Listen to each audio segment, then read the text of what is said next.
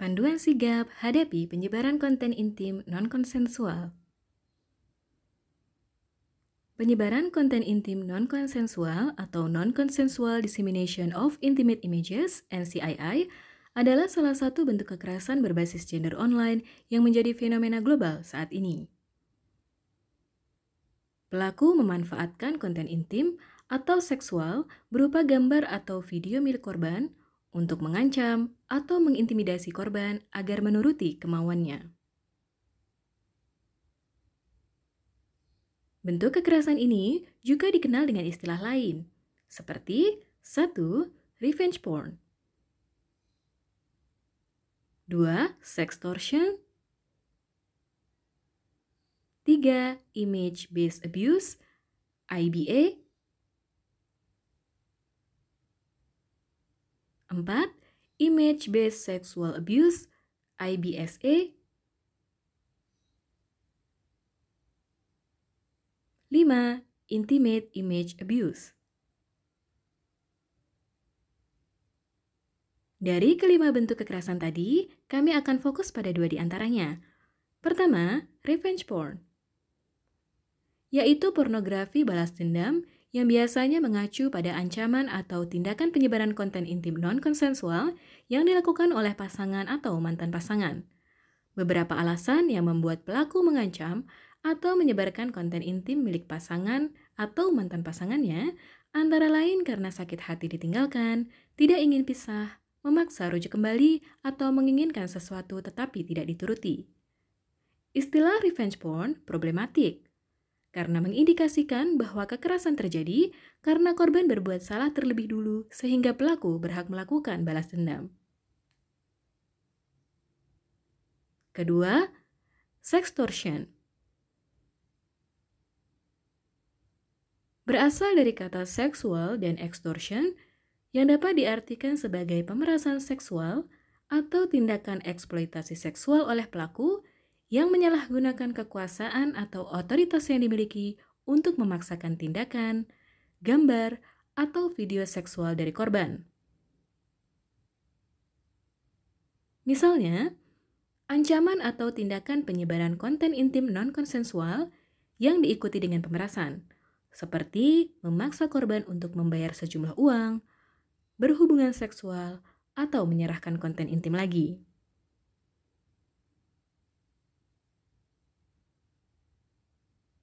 Termasuk juga tindakan yang mengiming-imingi korban dengan sesuatu dan sebagai timbal balik korban harus menyerahkan konten intimnya. Apa saja bentuk kekerasan yang dapat dialami oleh korban?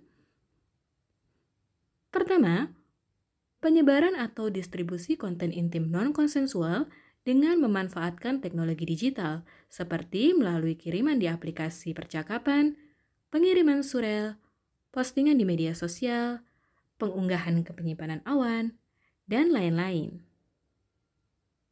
Kedua, ancaman penyebaran konten intim non-konsensual untuk memaksa atau mengintimidasi korban melakukan hal-hal yang tidak diinginkan korban. Ketiga, produksi konten intim dilakukan secara non-konsensual. Dalam berbagai kasusnya, seringkali pada produksi konten intim tersebut sudah terjadi kekerasan, seperti direkam secara diam-diam, dengan paksaan, atau dengan memanfaatkan teknologi artificial intelligence seperti deepfake.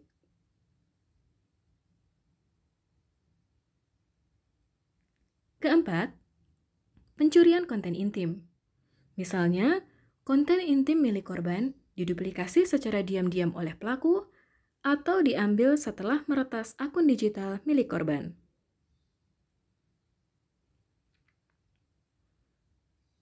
Dari bentuk kekerasan yang dialami, adakah yang bisa membantu?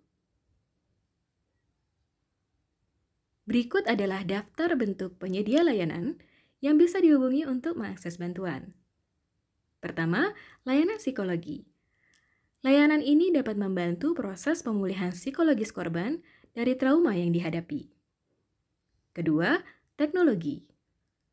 Teknologi dapat membantu terkait keamanan digital dan juga proses pelaporan kepada platform digital terkait. Ketiga, hukum. Proses hukum dapat membantu korban dalam mencari keadilan.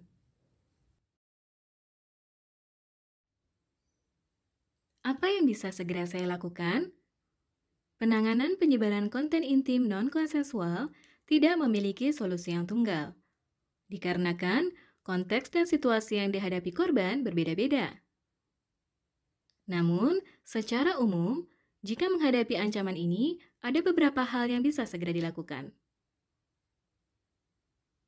1. Menyimpan barang bukti. Pertama, tangkapan layar yang menunjukkan kalimat ancaman yang disebutkan pelaku.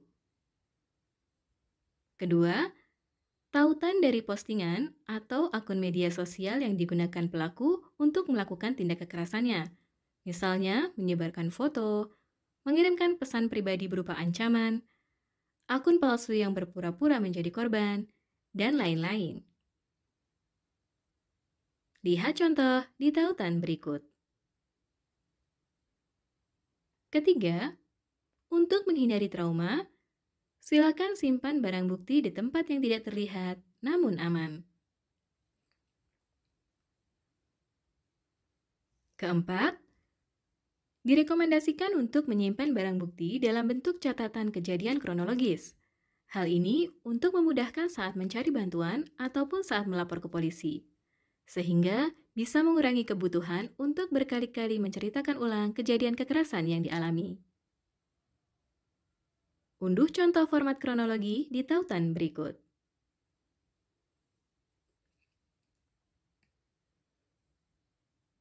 Dua, memutuskan komunikasi dengan pelaku.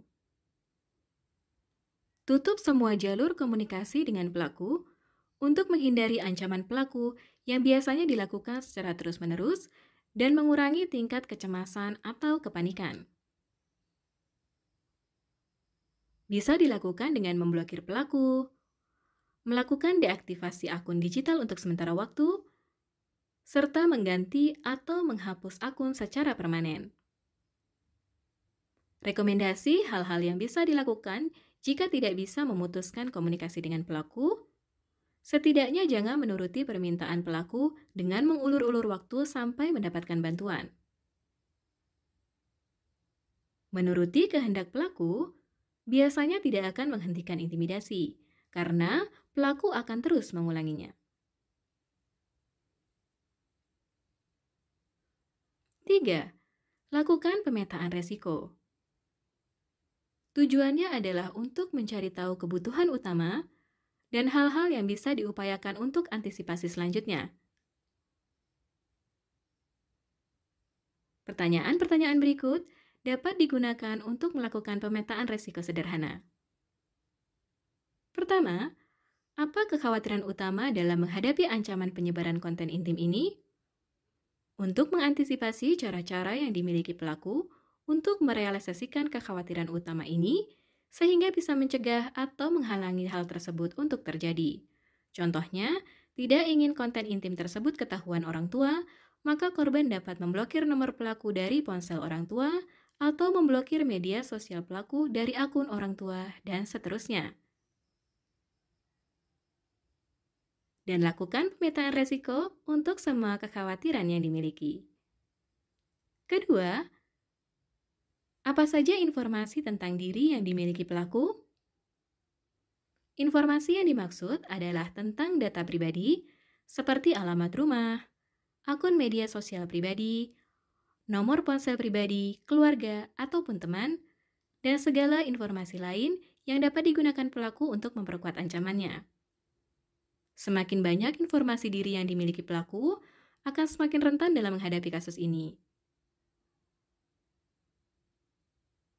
Perlu diingat, tidak mengumbar data pribadi, rutin mengecek dan menyesuaikan pengaturan keamanan dan privasi media sosial,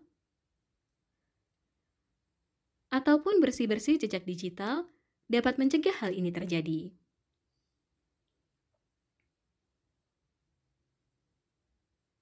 Baca tipsnya di tautan berikut.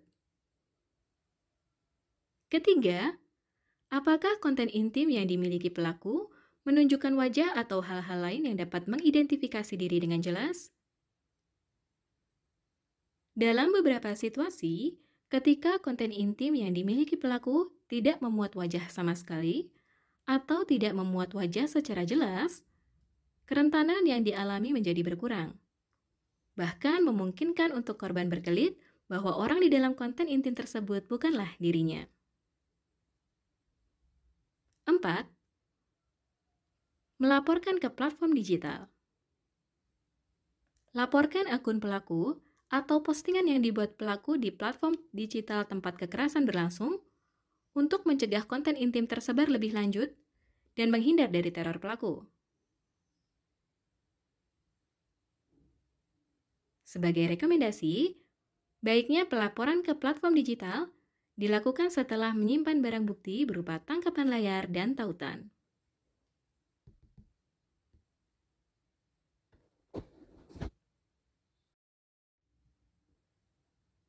Saya ingin pelaku diproses secara hukum. Ada 3 proses hukum yang dapat ditempuh. 1. Non-pidana berupa mediasi. Mediasi adalah proses berunding dengan pelaku untuk membuat kesepakatan dan dibantu oleh mediator atau pihak ketiga penengah, misalnya lembaga bantuan hukum. Kesepakatan yang dihasilkan ditandatangani bersama. Mediasi dapat dilakukan atas inisiatif korban ataupun pelaku, ataupun ditawarkan oleh pihak kepolisian jika perkara sudah dilaporkan ke polisi. Jika mediasi terjadi di persidangan, maka akan dikukuhkan oleh hakim melalui putusan perdamaian. 2. Non-pidana berupa somasi. Somasi adalah surat peringatan yang dapat dikirimkan kepada seseorang agar ia memenuhi kewajiban tertentu. Dalam konteks kekerasan berupa ancaman atau penyebaran konten intim non-konsensual, somasi dapat memuat berbagai perintah. Misalnya, agar pelaku tidak menyebarkan konten intim melalui medium apapun, baik daring maupun luring. Serta menghapus semua konten intim yang dikuasai selamat-lambatnya pada tanggal yang telah diajukan pemberi somasi. Jika pelaku tidak memenuhi hal-hal di atas, maka korban sebagai pengirim somasi akan melakukan tindakan hukum tertentu, seperti melaporkan pelaku ke polisi. Pengiriman somasi bisa dijadikan shock terapi atau memang diniatkan untuk diteruskan sebagai pelaporan polisi.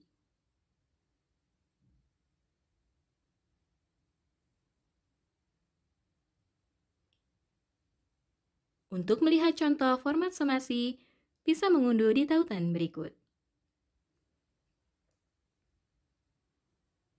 3. Pidana berupa pelaporan ke polisi.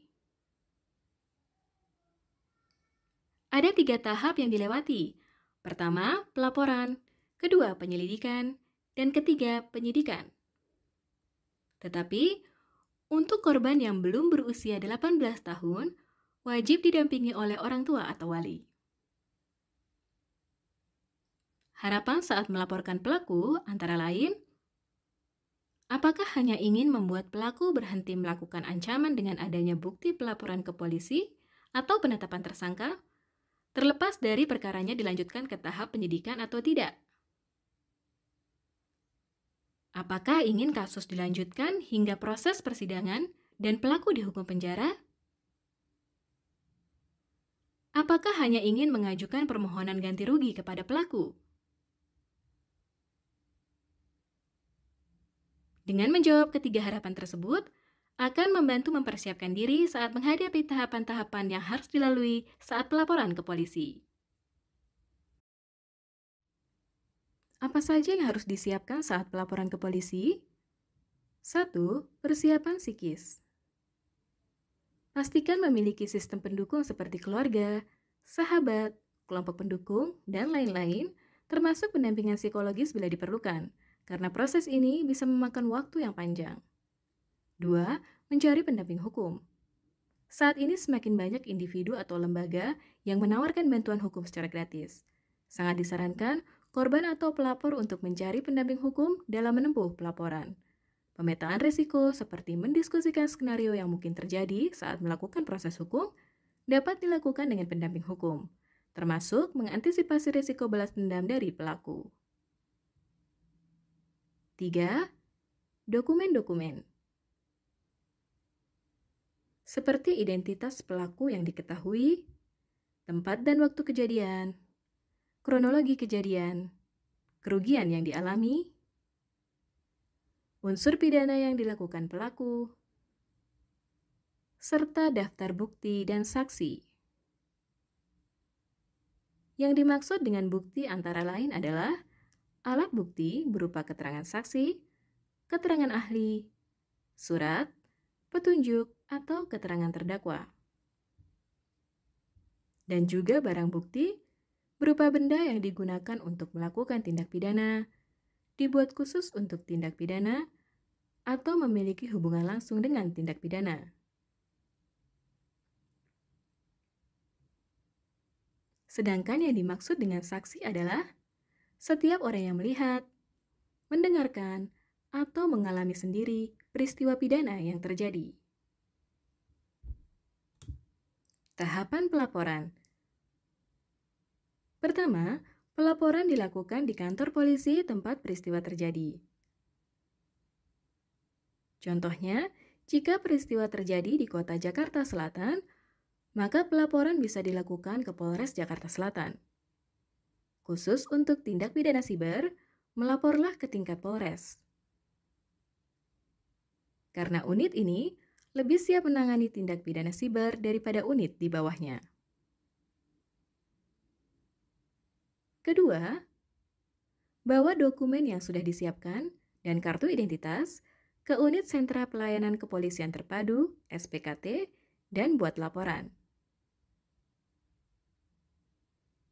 Ketiga, petugas akan melakukan tanya jawab untuk melengkapi laporan dan menerbitkan tanda bukti lapor yang harus selalu disimpan oleh pelapor.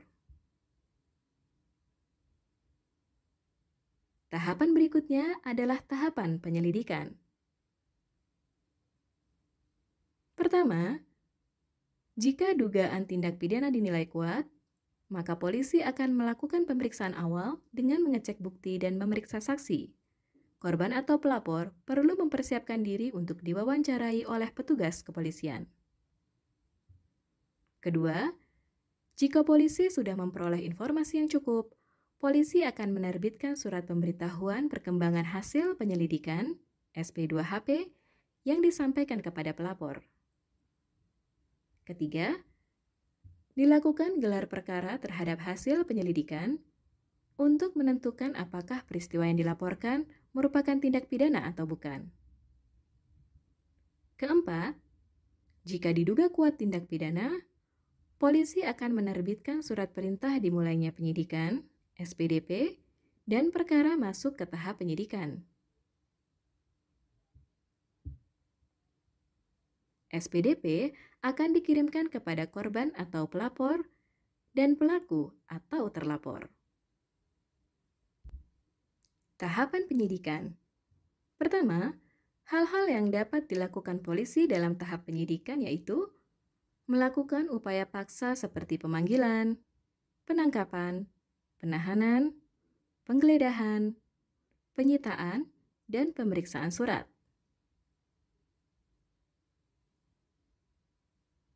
Menetapkan status tersangka, melakukan pemberkasan, serta berkoordinasi dengan kejaksaan. Kedua, setiap perkembangan perkara harus dituangkan dalam surat pemberitahuan perkembangan hasil penyidikan (SP2HP) yang wajib diinformasikan kepada korban atau pelapor setidaknya 1 bulan sekali. Hal ini berdasarkan Peraturan Kapolri Nomor 12 Tahun 2009, Pasal 39 Ayat 1, seperti yang tertera di tautan berikut. Dan tahapan cek SP2HP bisa dilihat secara daring di tautan berikut. Ketiga, setelah pemberkasan selesai, lalu diserahkan ke kejaksaan. Jika berkas dinilai lengkap, dilanjutkan dengan penyerahan tersangka dan bukti. Keempat, jika penyidik menilai bahwa perkara tidak bisa dilanjutkan, maka penyidikan dihentikan dengan menerbitkan surat perintah penghentian penyidikan SP3. Jika mengalami kendala dalam proses pelaporan, hubungi pendamping hukum atau lembaga bantuan hukum terdekat.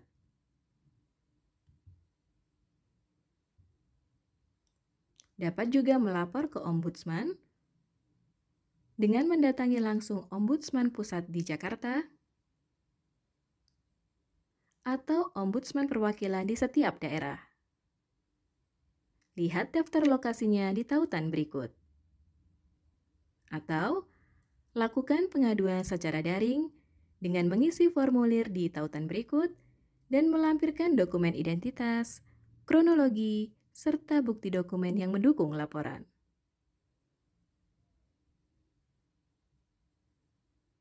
Berikut adalah beberapa tips yang dapat dilakukan. Pertama, direkomendasikan untuk memiliki pendamping hukum yang dapat menemani tahapan proses pelaporan. Kedua, dokumentasikan semua surat dan dokumen yang diberikan oleh pihak kepolisian dan buat kopi rangkap dari dokumen tersebut. Ketiga, minta kontak penyelidik dan penyidik yang menangani perkara. Jalin komunikasi rutin untuk mengecek perkembangan kasus.